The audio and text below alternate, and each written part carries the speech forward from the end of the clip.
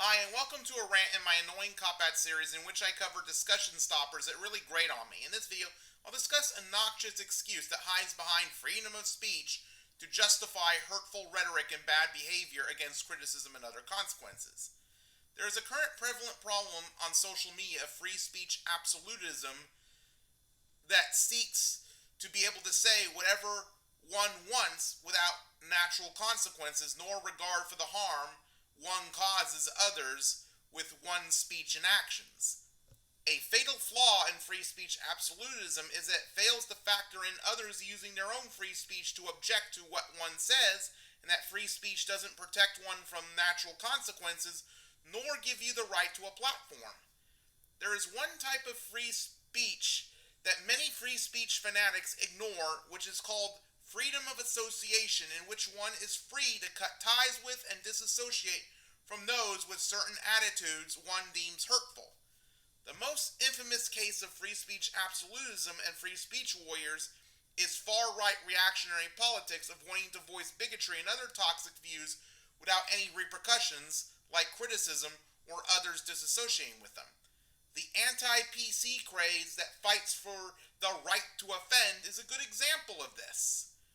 But right-wing politics isn't the only case of free speech absolutism there is, since it's been used against me in service of confused Matthew apologetics. Allow me to give you a couple of examples. Between 2011 and 2012, Supergodzilla 12 used freedom of speech as an excuse to harass and bully me to have the last word in defense of his and confused Matthew's deluded hatred for the Lion King. However, SG-12 later regretted his bad behaviors towards me and both owned and apologized for it when I emailed him in March 2018 while enjoying our chat. In their Return of the Orion rant, the turfy now Michelana used freedom of speech to justify violating my boundaries I set against any further confused Matthew apologetics and excuse making for past cruel and abusive talk about Simba, but unlike SG-12, they're unapologetic about how their behavior hurt me. The supreme irony of free speech absolutism is that more often than not, the so-called free speech that free speech warriors call for often has a chilling effect on other people's free speech, such as harassment and dogpiling, to silence critiques. Prominent man-children on YouTube have had their followers harass and dogpile smaller feminist channels to the point of causing them to either delete their video to which the man-child responds, or worse yet, shut down their channel.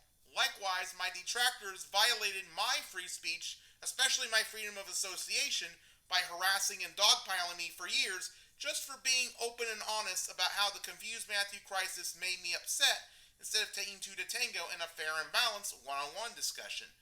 Please don't use freedom of speech as an excuse to bully and harass those who critique you or someone else you defend, or to force someone to platform a toxic attitude they don't want to associate with.